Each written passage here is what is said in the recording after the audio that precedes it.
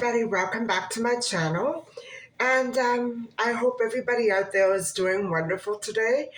I have a few things to get done, but I'm not sure exactly what I'm going to end up doing. It's not going to be a very great big deal of a day or very busy at all. Just hoping that nothing goes wrong today. I do have to step out briefly, but I feel very oppressed and I have some misgivings. Other than that, physically, I feel great. I'm very concerned about the direction that some things in my life have been taking lately.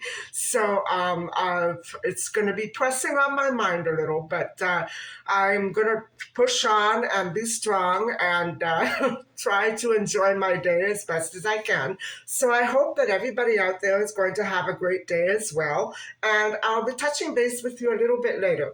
Bye-bye. And one of the things that I'm going to be doing today is trying to find a couple more ingredients for my soups. And I'm not going to be following the ingredient list for the recipes to a T here, but I will be showing you how I'm going to be making a different soup, maybe tonight, tomorrow. I'm not sure when. But for the time being, I need a couple more vegetables and I need a few onions and maybe I should put off getting some more potatoes. Anyway, I'm going to be doing a little tiny bit of shopping today. So I'll see you later.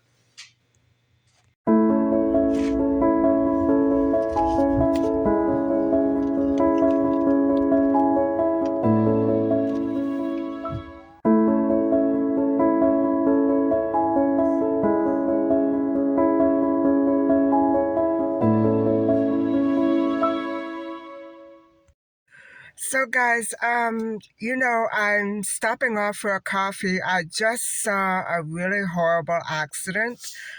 The weather changed as I continued on making my little errands, and it's like a sleet. It's not exactly snow. It's mostly water.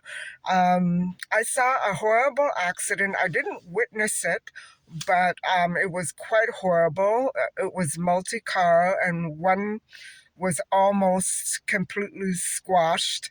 But I saw the driver emerging, a female driver emerging from it.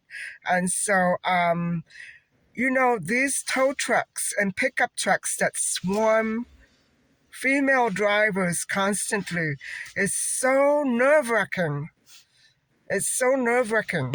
I have to stop the video.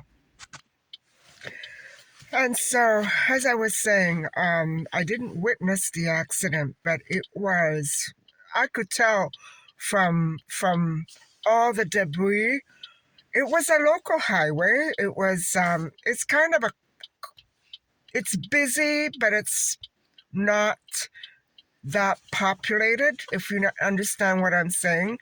It's a nice out of the area local highway, and so there was lots of traffic at that point because it had been accumulating after the accident, and I don't know if there were any deaths. There were a number of first responders on the scene, and the woman who was emerging from the vehicle that was really badly damaged she was as pale as a ghost, a blonde lady, a white Caucasian female.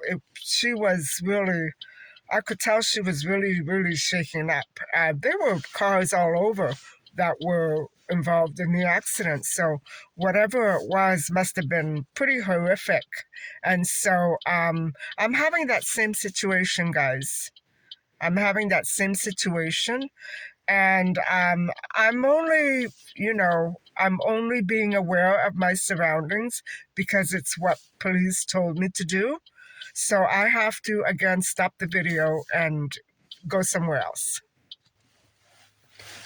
Okay, I should be okay for another couple of minutes or so.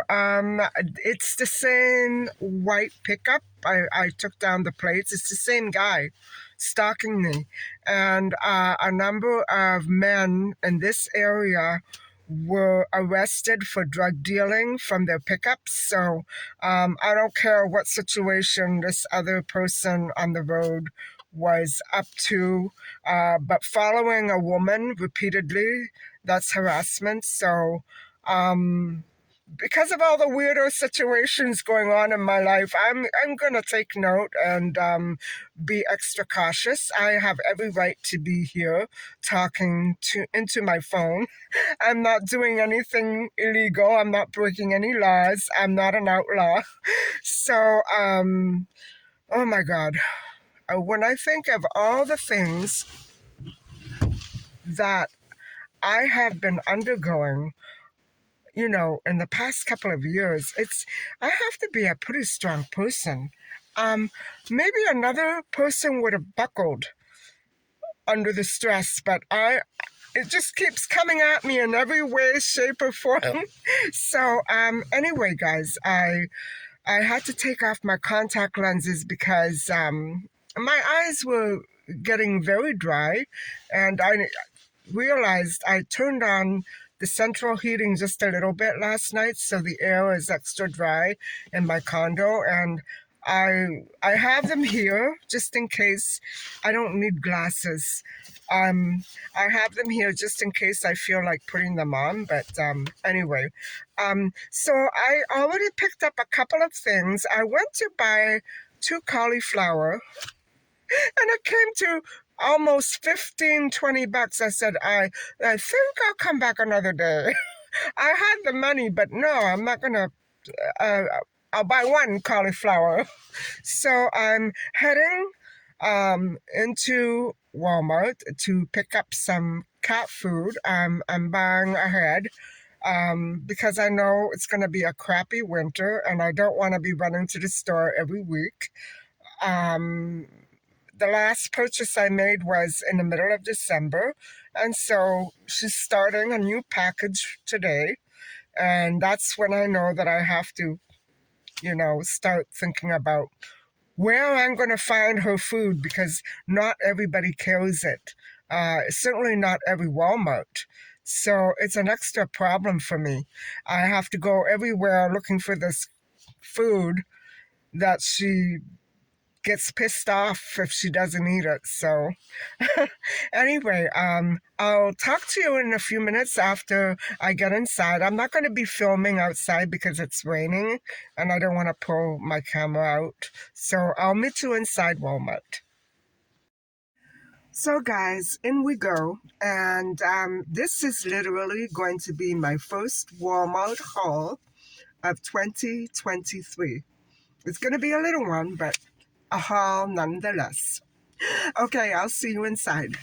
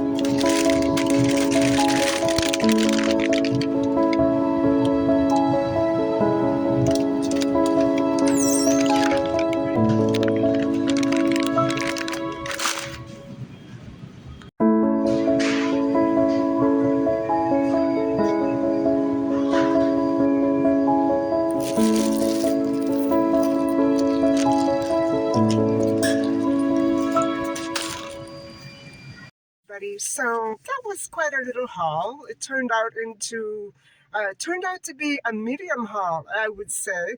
So anyway, guys, I lucked out on my one item that I actually came out looking for, and it's my bad because when I went in for the other items before stopping off at Walmart, I know that they carried it, and I just didn't. I didn't bother looking. So I have to go back there. I should buy a whole case. Oxo cubes are getting very hard to find. And although I like bone broth, um, I'm not liking it as much as I like the oxo cubes. You know what I'm saying? It adds real flavor and pizzazz to my vegetables and soups. So I've been lately mixing the two, and it's great for steaming. When you want a little more than bone broth, you know what I'm saying? That extra little tang. So anyway, guys, I could have shopped till I dropped, but I'm beginning to realize that the potato diet issue that I spoke about yesterday really does have a slight effect on me. It kind of drags me down. It kind of, I don't know whether it's anxiety. I don't think it's depression. Because I'm not the kind of person that goes around moping unless, I've had a death in the family, obviously that's when I would mope. But, anything catastrophic kind of sort of bounces off me.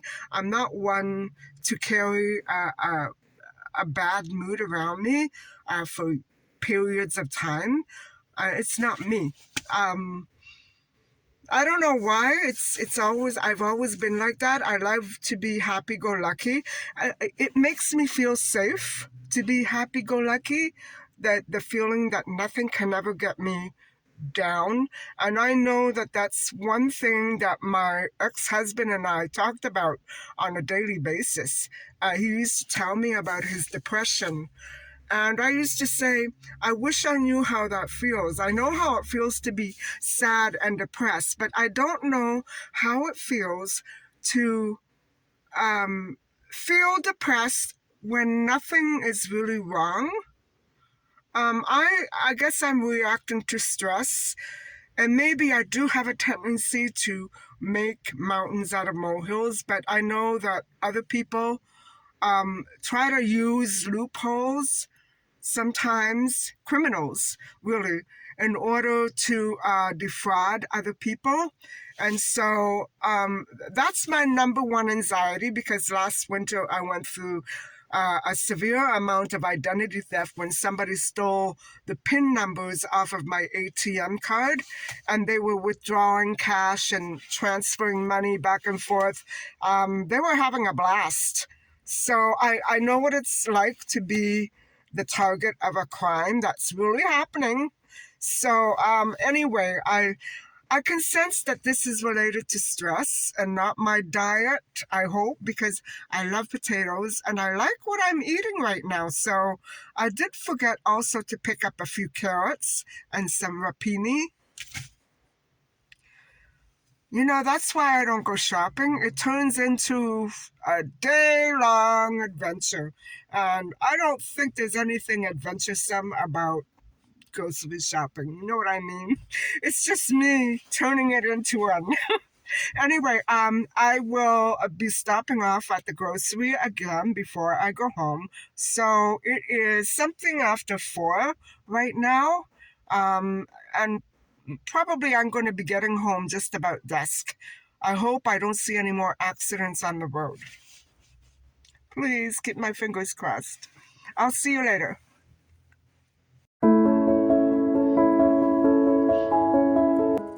Hi everybody, I'm back home and I'm going to show you, I guess you could call it 3 little hauls or 2 hauls. And I'll first show you my Walmart haul. And I was surprised that it came to so much, but considering that it's after the holidays, it's understandable. It's usually like this. So let me switch the view and I'll show you what I got. So we're looking at a few items that I kept forgetting every time I went out in December. And so one of those items is white rice. I couldn't exactly find the same type of rice I usually buy, but this will do just fine. And you know, I do have some brown rice, but sometimes I mix it. Sometimes, usually I go for white rice. I try not to have it too much because it really, um, I don't know, it sort of stops me up and it dries out my skin a little, but I love rice. And so I'm going to be finishing my home squeezed tomatoes very soon. I used the last of a third jar that I still have two more little jars in the fridge. I used the last of it for yesterday's soup, so I bought a few more tomatoes, and I bought some vegetable bone broth. This is the part that I don't like, no salt added. I couldn't find the other one. At least I didn't really look for it. And then guys, I can't find whole wheat buns anymore. Even at the local supermarket, I guess I go too late. I can't find the brown ones. So I got some of this. I'm not fond of sliced bread at the moment, but this will do. It's marble rye. And I bought two two cauliflower because at the local market, the second local market that I went to today, it was much more expensive than the first market. So I decided to go at Walmart and only get two heads of cauliflower. And what I do is I mash them up when I cook them, or I simply cut them up and freeze them. And I pull them out of the freezer as I need them, or else they turn brown, guys. And I can't eat it all at once, but I love cauliflower. And it is a starchy vegetable. So probably it would be a good accompaniment with a green vegetable as well. So, and then I bought some more hand soap for my car. I'm running low on that. And that's one of the items I kept forgetting as well.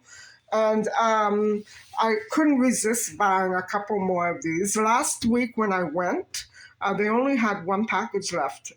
Typical, but they are good, and I hope that they're not too processed for, the starch solution program.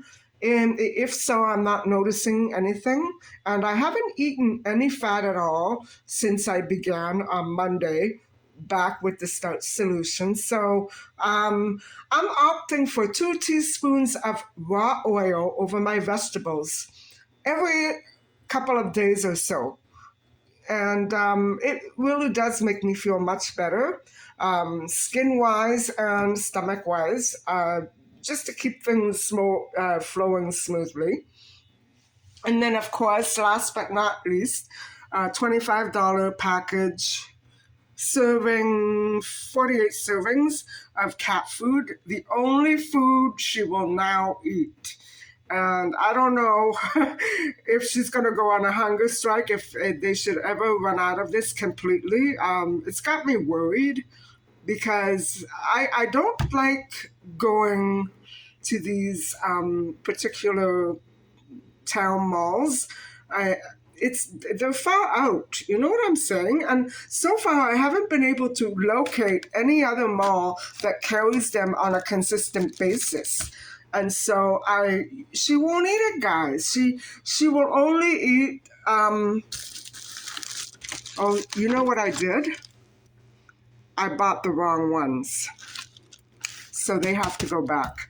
Unfortunately, they have to go back. I just realized it now that I bought the wrong ones. So, oh well, they have to go back. Anyway, as I was saying, she normally takes the bigger packages, and she won't eat these guys. She will not eat those. And so I have no choice but to return this. And I don't think I'll go back tonight, though. It's not that important. She's got another case. And so, yeah, my cat is very particular, and she's like a queen.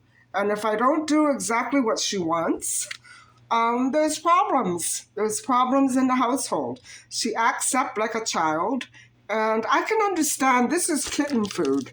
You know what I'm saying? And I fed her this for 10 years because she wouldn't eat anything else. But then the other one came along, and I realized that she no longer will eat this, so I have to return it.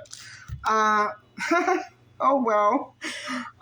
Okay, so that's going back to the store. Anyway, that's my Walmart haul, which came to 65.74.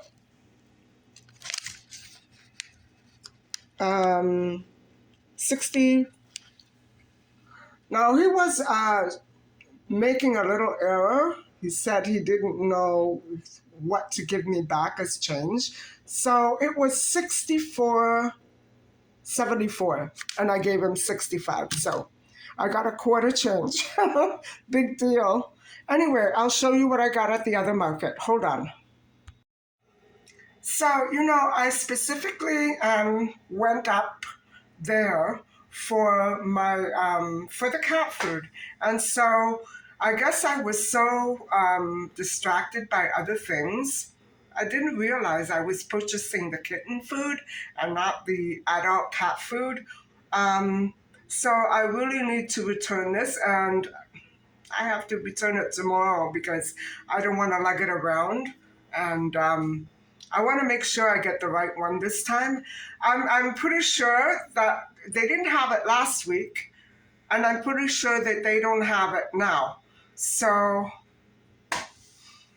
I don't know what I'm going to do, guys. This always happens in the winter, too, when I don't want to necessarily drive all over the place looking for one particular brand of cat food. I wish that some of these stores would get together and carry the same thing, whether it's online or on the shelf. All of them carry the same thing, because it's very tedious going to pick up fresh produce, and then you can't pick up the other stuff because it's only available online. That's very tedious to me. And I would rather have a choice than being practically told right out what I can and cannot buy fresh and on the shelf. So that's a big problem for me. I can't get used to this online buying. I know that I should start, but I guess when I know that I'm very old and white-haired and can no longer get around on my own, then maybe yes.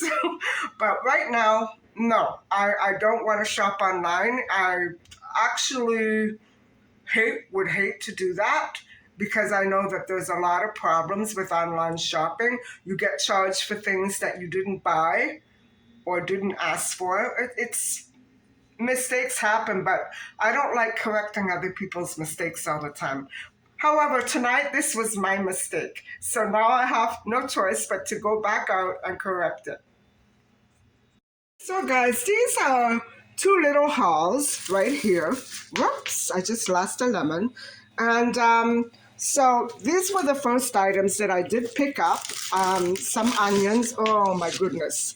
One head of rapini, and a little bit of garlic. And so those 4 items, 4 lemons, actually, 2 of them fell on the floor. They came to, let me see, 13.89.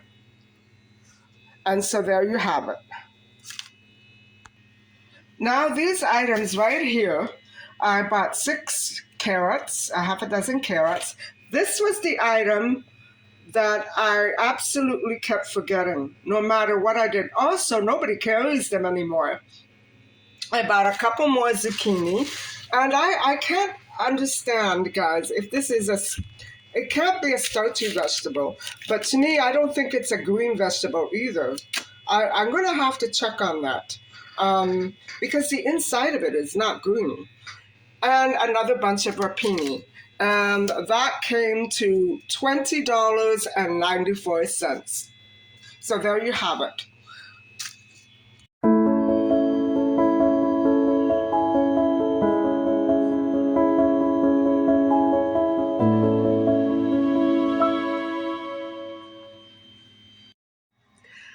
So everybody, I had dinner, which was great. A repeat of last night's vegetables. Only I left a little more broth in the mixture, and I had an oxo cube in there, and it was so good, guys. I love it like that. Some people like lemon juice or dressing. I love oxo cube. I don't know what it is.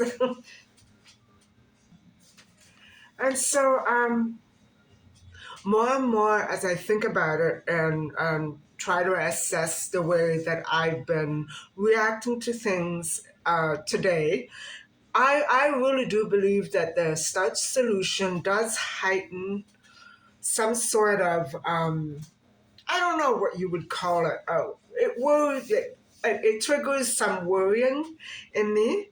And normally, I don't react to stress by thinking about it and thinking about it over and over again.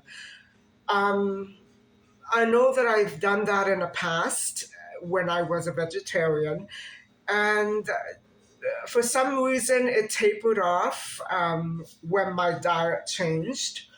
But I do know as a fact that I am right now riddled with a lot of legal issues that are being handed to me, and I don't know how to get out of it because they don't make sense. The way that they are presented to me, they don't make sense. And I to me it feels like this is some kind of trick or loophole that I'm trying to get out of, and I know that I can't. Uh, Guys, sometime in the near future, I see myself losing everything that I have because of a loophole. Remember that I said this. Remember, it's January the 5th, 2003. And I predict that before long, this city will take everything that I have. So that's how I feel right now. They pretty much done the same to many other people, which is why I've been dreading when the pandemic calms down, they're going to come after me for something. Yeah, they've done it. And so, because I have been looking into different types of diets and foods, I couldn't help but notice when I was doing some research all of the real factual points that are being made against a pescatarian diet. And it really boggled my mind. Obviously, it makes sense the way that the starch solution puts it out. It makes sense because modern day, they're not clear enough in this. Modern day businesses and setups have destroyed our natural wildlife, and that includes the fish in the ocean. So many species all around are extinct, and I'm thinking of the big, what's a prime example of this? The big Texaco uh, case that went on in, was it Brazil, in the Brazilian jungle, when all the jungle became polluted because of the deposits there. Um, that's just one example. And so many people died, guys. So many people died. Um, Obviously it could have been prevented. And so what I'm saying is our own modern day practices and habits made us made our wildlife poisonous to us. And so before I start going into just a few of the examples of toxic seafoods, um, precisely species of fish, I just want to say that not all fish are poisoned only by the environment. They are also born with some sort of toxin that they release as a way to protect themselves. And so that protection, once ingested, it can't be washed away, and it can't be digested. So you either end up getting very sick or dying. And what I'm going to do is go over some examples of such a fish or such a seafood, and where you probably would be able to find such poisonous fish. And the reason why I want to say this is not to, condemn anybody, but, sometimes when you travel to, the Caribbean or various islands throughout the world, you want to be careful of what you eat, because not everybody is going to interpret the same sorts of situations as highly toxic the way that we do. You know what I'm saying? So I just want everybody to be aware. And I don't know if I'll ever eat seafood again. But however, one good point that I did find out, and I can say this right away, is that shrimp are they contain the least toxic elements in their bodies. So that's a relief, because that's what I had for Christmas Eve. And so, just the way that cattle and sheep ingest toxins when they graze, um, fish can also ingest toxins through the plants and the weeds that are growing underwater. And these toxins are pretty much impossible to break down. And so, one example of this such toxin is ciguatera. And ciguatera is prominent in so many of the largest poisonous fish, simply because of this. Large fish eat smaller fish, which have poison in them, and they eat weeds, which have poison in them. It's like a poisonous algae. And obviously, the most poisonous fish to the human will be the largest.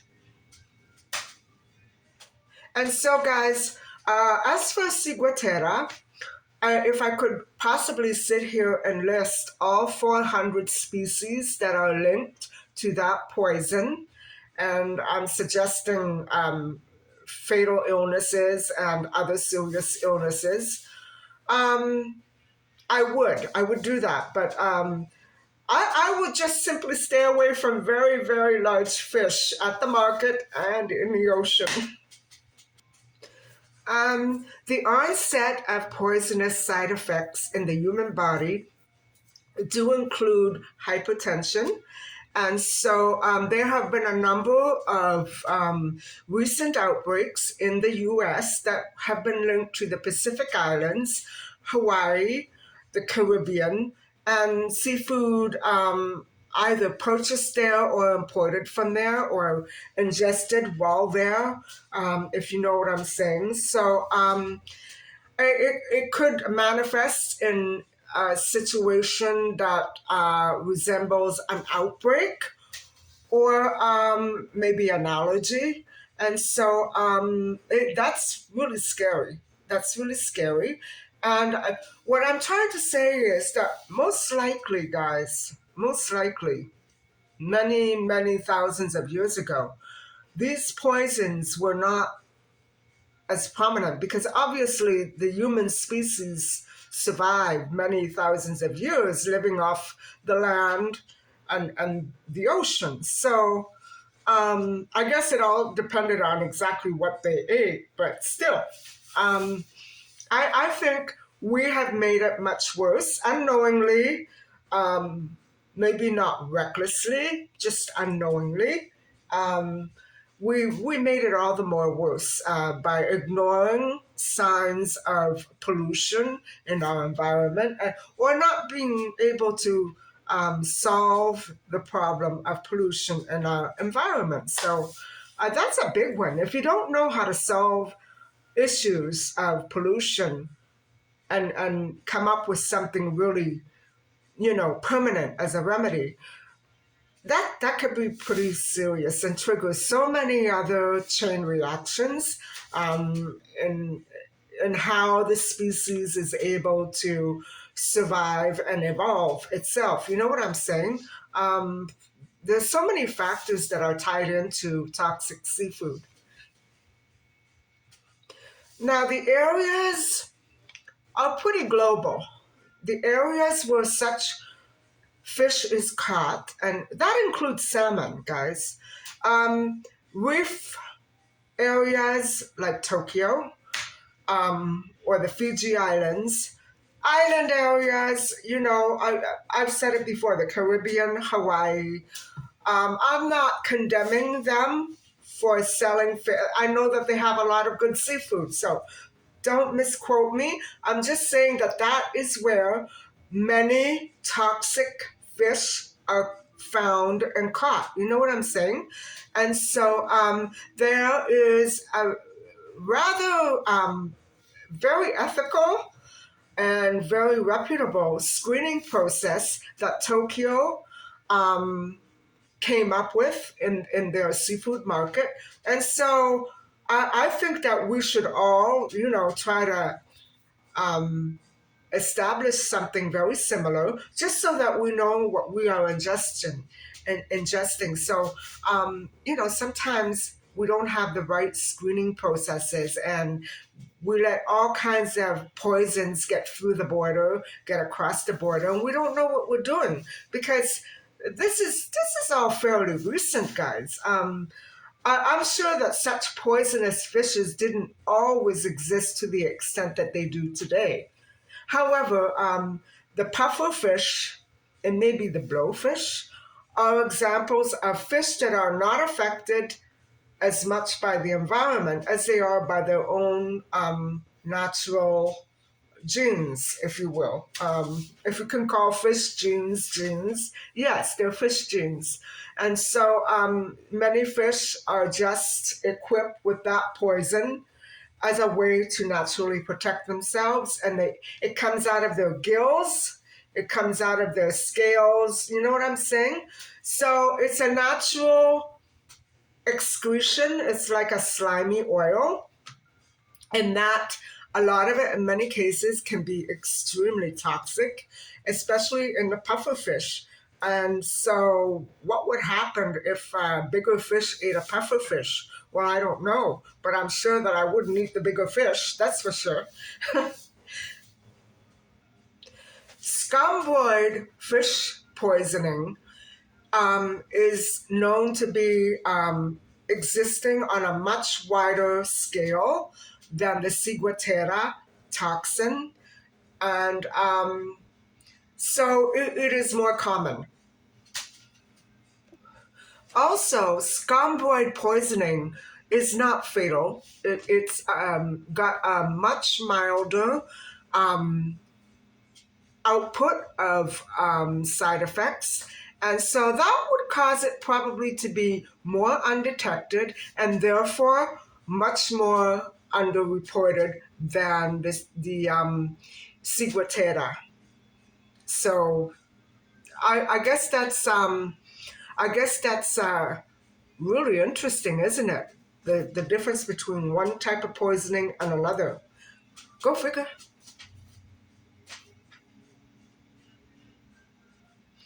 And so the spread of scomboid poisoning also can come from very high temperatures in heat and water, and linked to that, improper handling, especially when importing into the USA. So these things have to be so carefully monitored and regulated. And I would look to countries that are specialists in seafood, in the seafood industry, because they are the ones who are more experienced. And even though we have our own fishing industries here, they are probably better equipped because they have a wider species of fish coming from, Asia and the other countries that are not so, they carry all those different kinds of fish. You know what I mean? We all don't have the same kind of fish in our oceans. So what I'm trying to say is people, countries where these poisonous fish uh, originate from at a higher level should be consulted more for their expert knowledge on how to handle such poisonous fishes and how to prevent them from coming across the border. So now this is a very complex situation, isn't it? And so the growth and the promotion of the lingering scomboid bacteria produces like a peppery taste, and it's also it's mild, but it's not good for the human body, and it produces a histamine. So it does create some sort of an allergic, it triggers an allergic reaction, but it's mild. It's mild. And now I understand why so many people are plagued by seafood allergies. We all have that tendency to withstand certain bacteria at different levels. So with me, whatever goes in has to come out. So I don't know if that would apply in this situation, but I certainly hope it would. And so, guys, although shrimp probably contain the least amount of toxins, um, paralytic shellfish can be very scary to ingest, because I don't think it's normally um, identifiable by taste. It's just the bacteria that's in there and is not broken down by cooking. That's scary. And so the symptoms, however, are not too bad. They sort of the bacteria attacks your nervous system, but it subsides within a few days. And so I'm wondering if that toxic substance would be, responsible for some of these cases of temporary paralysis that we sometimes hear about. Um, I'm trying to think if I ever had a situation like that. Not after shellfish, but I can tell you it's pretty scary. Still cannot pinpoint what exactly triggered that in me. It lasted for a few hours, but I can't for the life of me figure it out because all of us ate the same thing that night. And so it had to have been something different. I don't know. Anyway, and so the scary thing about shellfish, and shellfish it's not specified in this article what sort of shellfish, but there are so many different kinds of shellfish. I'm thinking maybe mussels or clams. I'm not sure. Anyway, I don't think it would be shrimp. Thank God for shrimp. And usually, if you eat something that is got that bacterial toxin in it, it could either go very well or very bad. Either the symptoms subside, which they normally do, or they lead to a fatality. And so, if after 24 hours you see that you are getting worse, or you see, if the patient is getting worse, usually the prognosis is not going to be very well. Um, I don't want to say it, but it's not going to end well. And so these clams and oysters have a way of producing this blooming bacteria several times a year. And it's mostly in places like Washington, Alaska, and Oregon. And so there are different types of screening processes that this type of seafood has to go through before it is approved to enter the market. So that's really scary. That's really scary. I guess you would imagine the coastal parts of USA would be pretty much affected. So, but I'm resting assured that the United States has great measures in practice, and they're on top of this. So, hopefully, it doesn't lead to that many illnesses or deaths. And so, some shellfish that feeds during the time of a red tide period. Or now, guys, I lived on the coast of a beach for the better part of 25 years, and I can tell you all the time, every Easter, I would smell that just before my mom and I and my dad, sometimes my dad, because when my dad was alive, we didn't go for that extended a period. But usually by Easter, you would begin to notice the horrible scent in the air. It smelled like dead fish and sulfur and rotten eggs, which is basically what it was, rotten fish eggs. And so shellfish that feeds on that red tide, any fish that eats during the red tide is not good to consume. So whenever you smell that deep scent of rotten eggs and dead fish, you know that it's the red tide. You don't want to, go and eat freshly caught fish. Let's put it that way. So if you do happen to ingest accidentally some of this red tide seafood caught during that period, um, some of the symptoms are numbness, tingling in the mouth, the tongue, the fingertips, and even sometimes in the throat. You might get muscle pains and cramps like that, but usually it subsides. It's not fatal. So, but it's not good for you. I mean, how good can that be, you know? And then there's another more severe type of shellfish poisoning, which it's very predominant in Europe, and it's a problem in Japan, but um, it's it's a sort of bacteria that can begin about an hour after ingestion, and it just keeps getting progressively worse. So it's a little more severe, and it produces vomiting, fever, basically scallops and clams. So it's not a good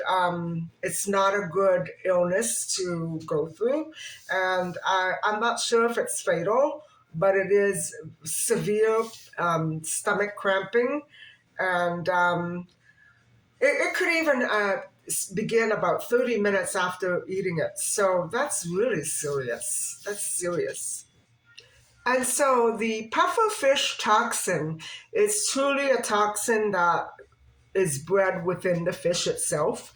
And although it can occur throughout various parts of the world, especially in reef areas and islands, um, the United States has had about 7 cases to date, and and Florida would be one of the general areas where this puffer fish toxin produced fatalities. And so I would say, all in all, 7 illnesses and about three deaths. So it's serious.